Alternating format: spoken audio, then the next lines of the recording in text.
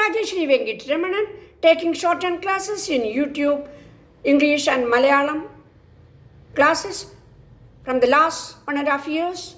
Today, I am presenting 120 words English shorthand dictation for the students who are going to attend the stenographer post in Public Service Commission of Kerala and High Court of Kerala.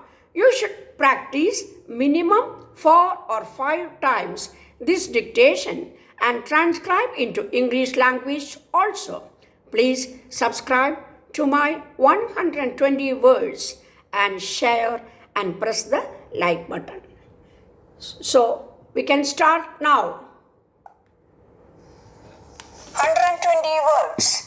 Respected Sir, Mr. President and ladies and gentlemen, I would like first of all to join with you in welcoming once again to the seminar on inflation and economic development. I hope all of you have received the program of the seminar. We shall arrange our discussion in 3 technical sessions apart from the inaugural session. As you would have noticed, the first session will deal with causes of and cures for the rise in prices which has plunged our economy for the past 20 years now, but more particularly in the last 2 years. The second session will discuss the constraints on production, which is one major set of factors which have contributed to the price rise. In the third session, we shall discuss the impact of indiscipline on the national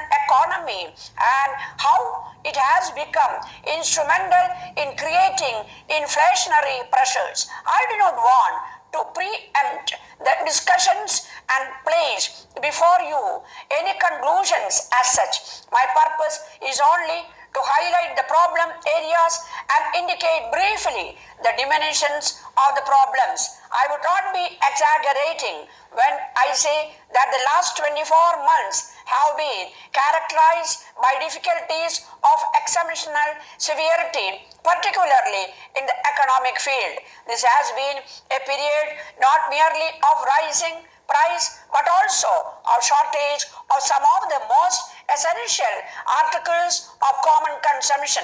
The shortfall in the per capita availability of food grains, edible oils, sugar, cloth, etc.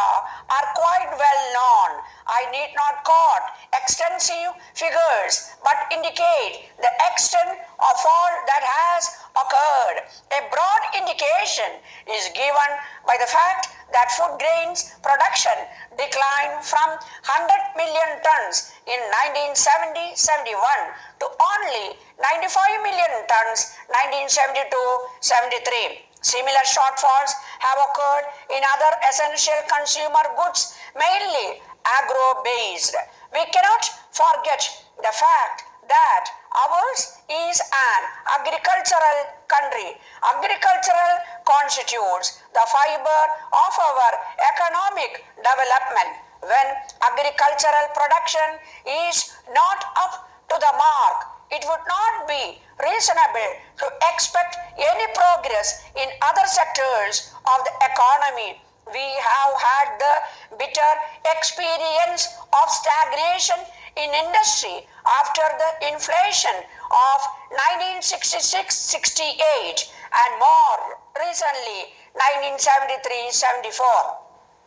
Agricultural production is therefore one area which would receive close attention of the government and other developmental agencies. While the production side seems to have been rather badly hit, there has been a sharp increase in demand induced mainly by the increase in money supply. Recently, there has been intensive discussions among economists, planners, politicians, businessmen, etc.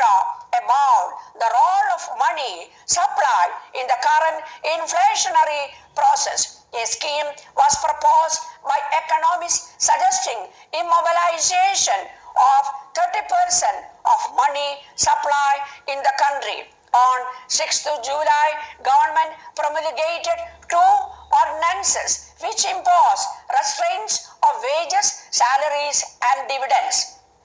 These measures, it is pointed out, would lead to immobilization of about 5% of money supply in the economy. It is also reported that additional measures are in the offing and that ultimately government intend to immobilize about rupees 1,000 crores in a single year. While the intention of the government can no doubt be appreciated, it would be worthwhile for this seminar to consider whether these measures are likely to stabilize prices or at least reduce the pace of price raise. Another related aspect to which we may give thought is to the side of effects which these measures are likely to create. In particular, we shall have to consider whether